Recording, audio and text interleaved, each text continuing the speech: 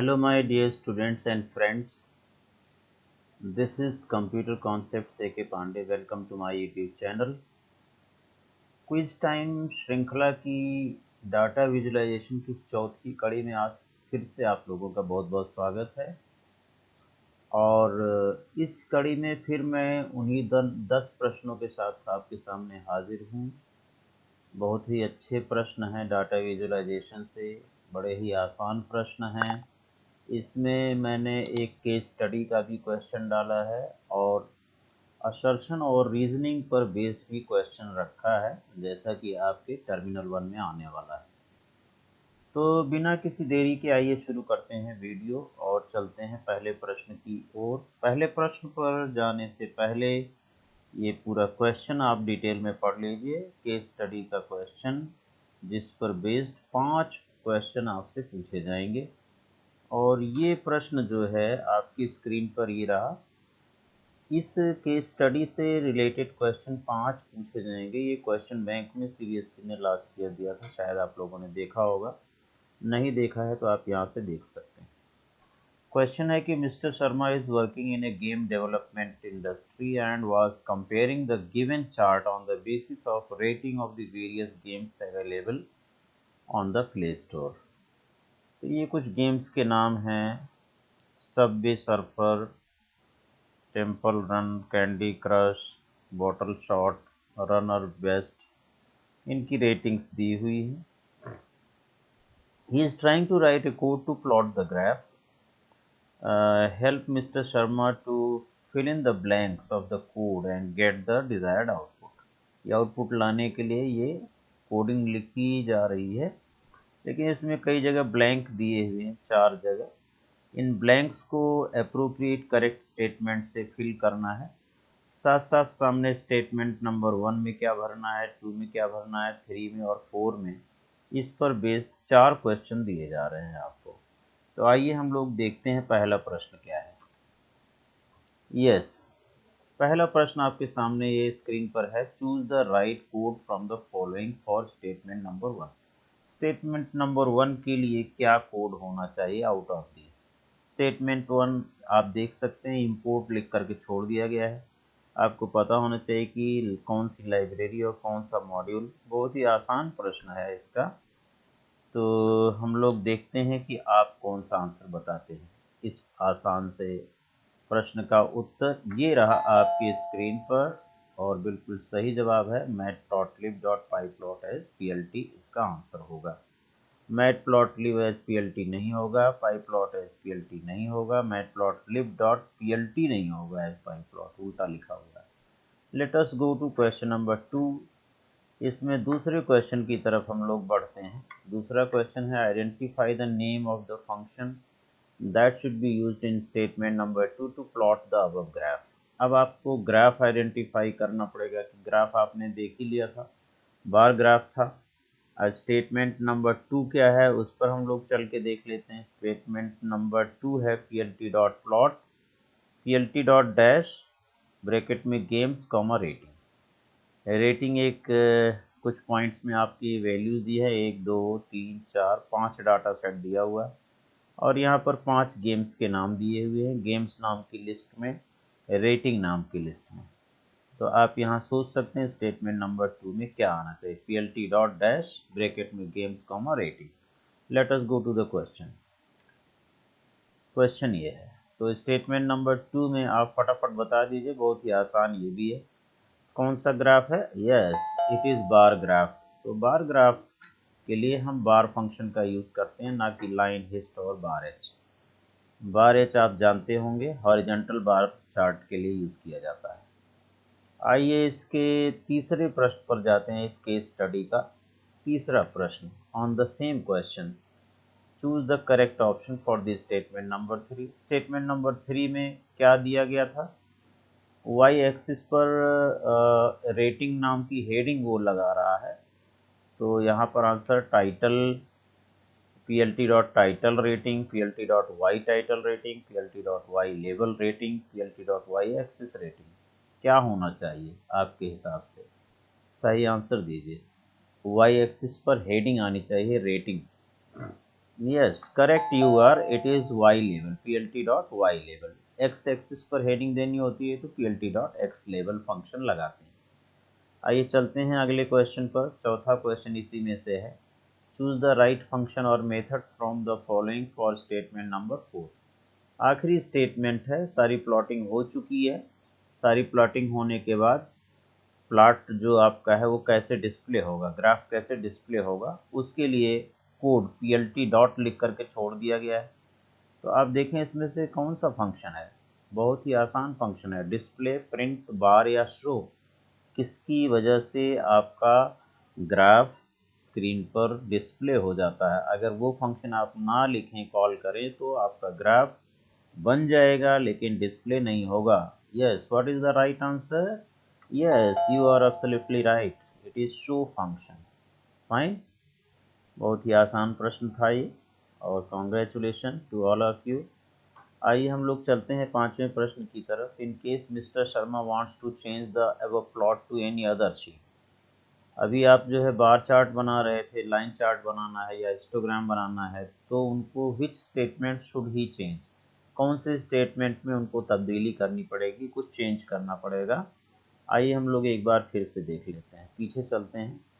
पीछे आप जाते हैं और क्वेश्चन पर चले जाते हैं हम लोग। तो कौन सी लाइन में चेंज किया जाए तो हमें दूसरा शेप मिल सकता है, लाइन चार्ट मिल सकता है, या हिस्टोग्राम बनाना हो, तो कौन सा इसमें स्टेटमेंट में कौन दूसरा फंक्शन हम किस में यूज़ करेंगे, कौन सा स्टेटमेंट चेंज करना पड़ेगा? Statement number 1। तो आप जानते हैं स्टेटमेंट नंबर 1 तो कॉमन है। स्टेटमेंट नंबर 2 या स्टेटमेंट नंबर 3 पर तो वाई एक्सिस पर आप रेटिंग हेडिंग लिख रहे हैं, और चौथा शो करने के लिए है। तो ऑब्वियसली बचता क्या है, बचता क्या है, आप सोच लीजिए कौन सा स्टेटमेंट आप चेंज करेंगे। ठीक है,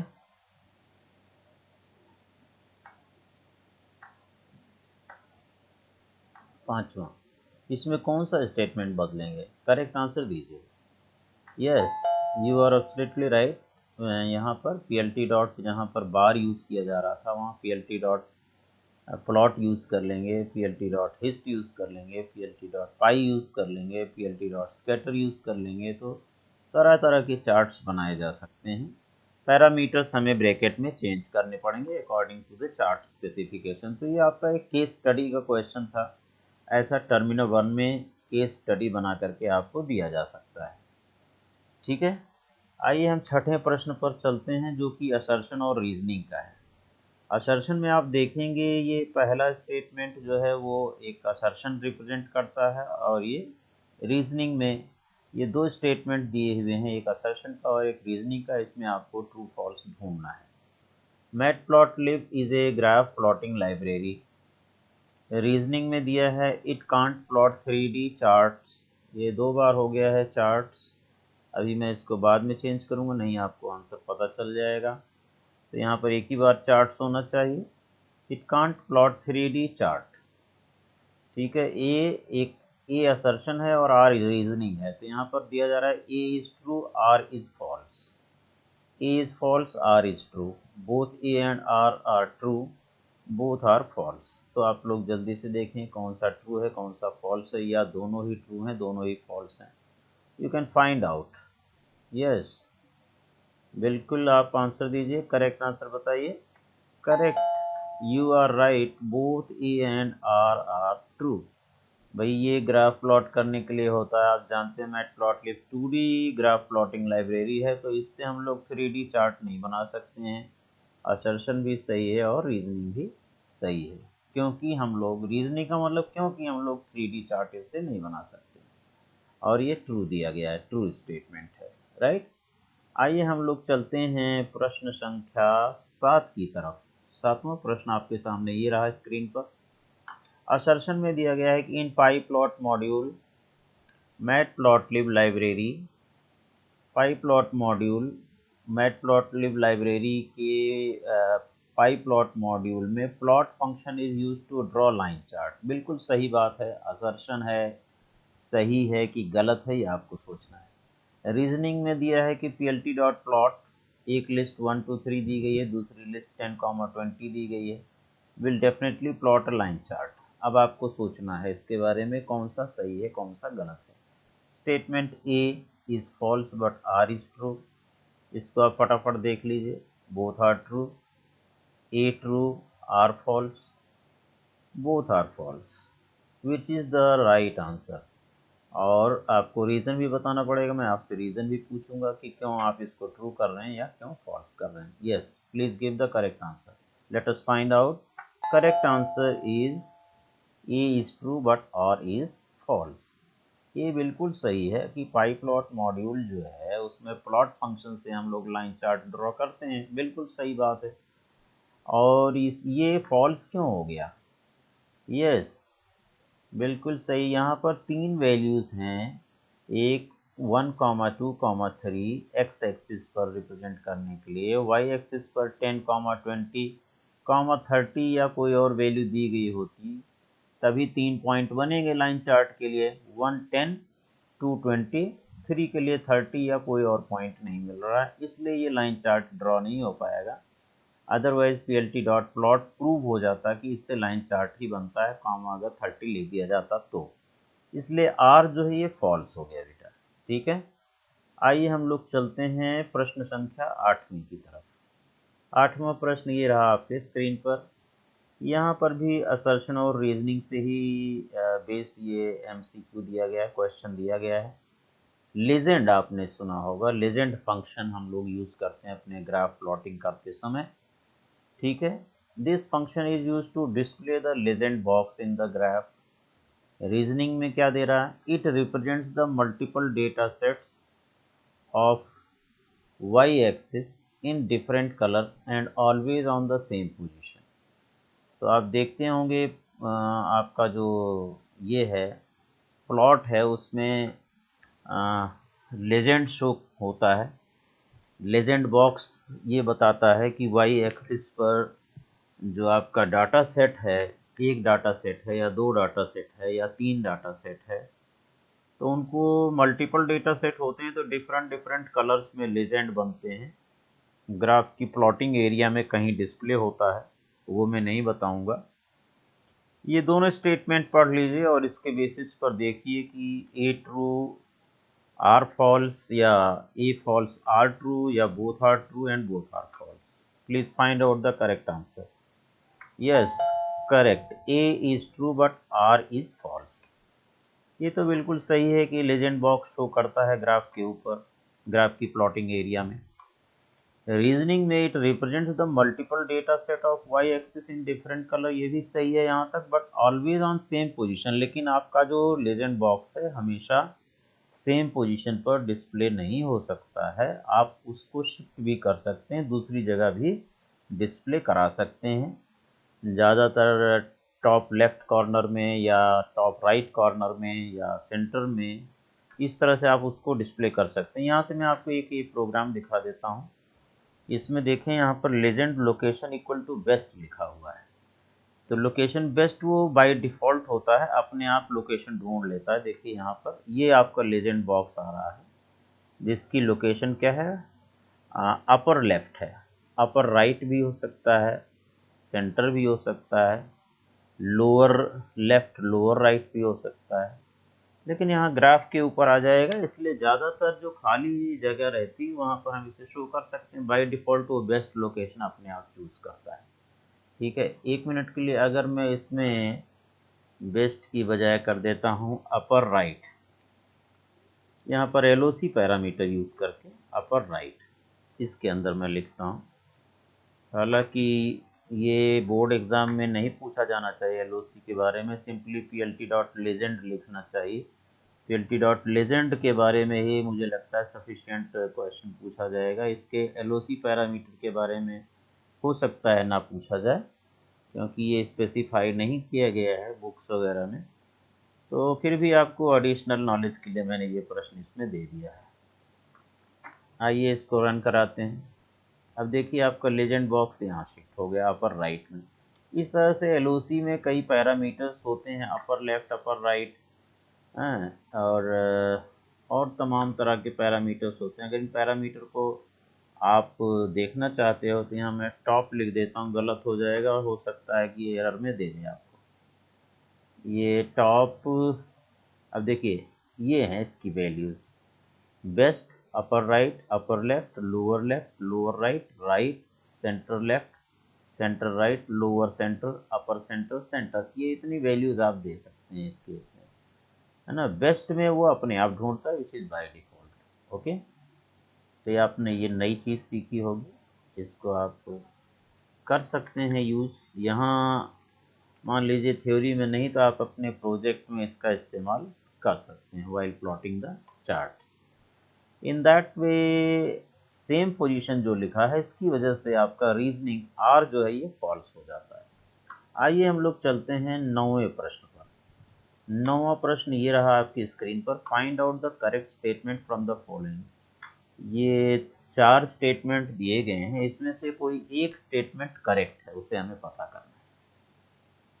आपने सब प्लॉट फंक्शन के बारे में पढ़ा होगा, can draw one main plot and many sub plots under it.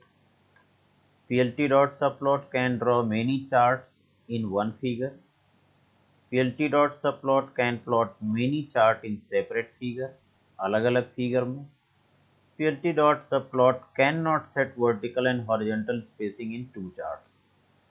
तो आपको इसमें आपको क्या है, करेक्ट स्टेटमेंट कौन सा है उसे ढूंढना है।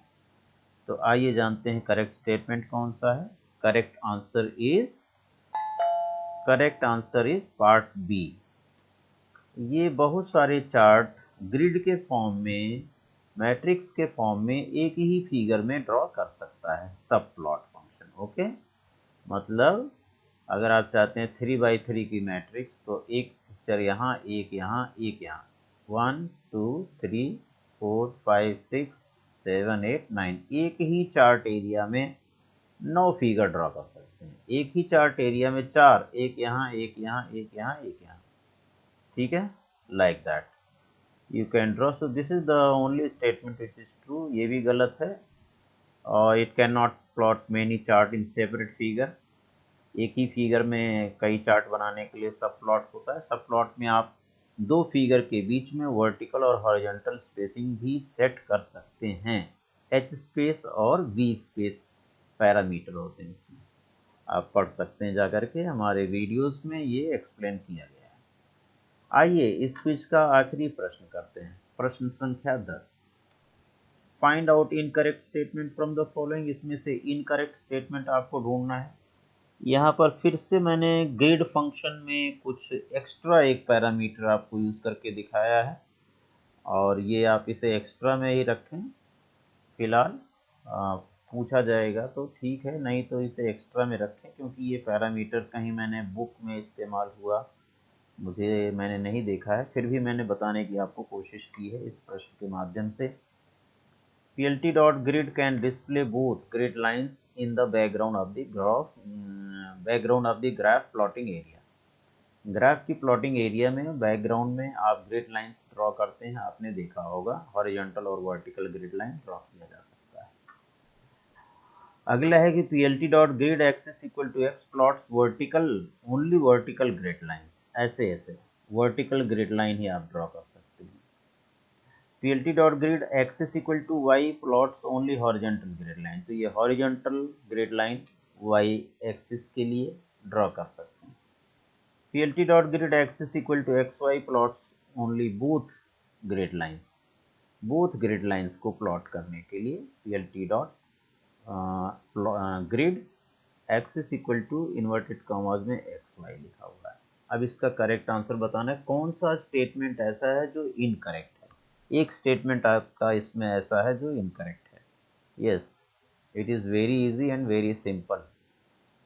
Okay, let us see the correct answer. Correct answer is PLT dot grid axis equal to X Y नहीं होता है, यहाँ पर दोनों एक्सिस नहीं दिए जा सकते हैं।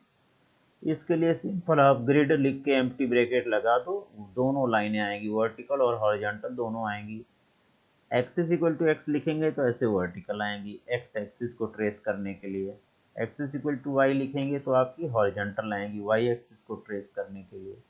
एक्स वाई कुछ नहीं है यहाँ पर। ओके, तो इस तरह से अगर आप इसे थ्रू एग्जांपल कोडिंग रन करा के देखना चाहते हैं तो यहाँ से देख सकते हैं। यहाँ पर मैंने ये कुछ यूज़ किया है पीएनटी, और कलर भी यूज़ कर सकते हैं। अगर मैं ग्रिड में कलर यूज़ करना चाहूँ तो ग्रिड लाइन का कलर भी बदल सकता हूँ।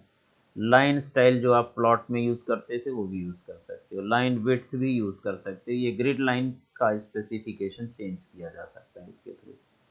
आइए, मैंने जो आपको क्वेश्चन में करके दिया है उसे हम देख लेते हैं। तो इसको मैं इसे कंट्रोल एक्स करके यहाँ रख लेता हूँ हैश के सामने, ठीक है, कमेंट।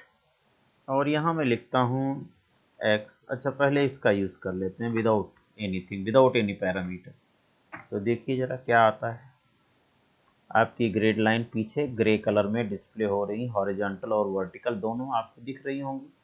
ओके, इसी तरह से अगर मैं यहाँ लिख देता हूँ axis is equal to single quote में एक्स, सेव किया, रन कराया, तो आप देखें only vertical grid lines display हो रही हैं, वर्टिकल, ठीक है। इसी तरह से अगर मैं लिखता हूँ एक्सिस इक्वल टू वाई, तो आपकी ये हॉरिजॉन्टल ग्रिड लाइंस इसमें आ रही, only horizontal grid lines, fine. Similarly अगर मैं यहाँ एक्स वाई दोनों लिखता हूँ तो एरर आ जानी चाहिए। Yes, here it is error, X Y is not valid, value error. तो इस तरह से ये फॉल्स स्टेटमेंट था आपका, गलत स्टेटमेंट था, इनकरेक्ट स्टेटमेंट था। और अगर मैं कलर इक्वल टू रेड कर दूंगा तो यहाँ रेड कलर की लाइन आएगी जहाँ ग्रे आ रही है। लाइन स्टाइल बदल सकता हूँ, लाइन विड्थ बदल सकता हूँ। ये सभी पैरामीटर प्लॉट फंक्शन के हैं। आइए इन पैरामीटर्स का एक बार इस्तेमाल करके आपको दिखा देता हूँ इसी क्विज़ के माध्यम से, जिसका इस्तेमाल आप चाहें तो अपने प्रोजेक्ट्स में कर सकते हैं। ऐसा कुछ नहीं है कि नहीं कर सकते, ठीक है। रेड कलर की ग्रिड लाइन और डैश डैश मतलब डैश डैश स्टाइल की ग्रिड लाइन, और लाइन विड्थ 0.8 थिकनेस लाइन की। अब आप इसे रन कराइए। Now you can see these are dash dash lines, दोनों ग्रिड लाइंस आ रही हैं और रेड कलर में आ रही हैं। इसकी विड्थ जो है 0.8 है, ठीक है। अगर मैं इसकी विड्थ यहाँ बढ़ा देता हूँ तो इसकी थिकनेस बढ़ जाएगी। ग्रिड लाइंस का जो, देखिए इसकी थिकनेस बढ़ गई। ग्रिड लाइन का जो स्पेसिफिक यूज़ है वो पॉइंट्स को ट्रेस करने के लिए होता है, तो ज़्यादा थिक करने की ज़रूरत नहीं होती है।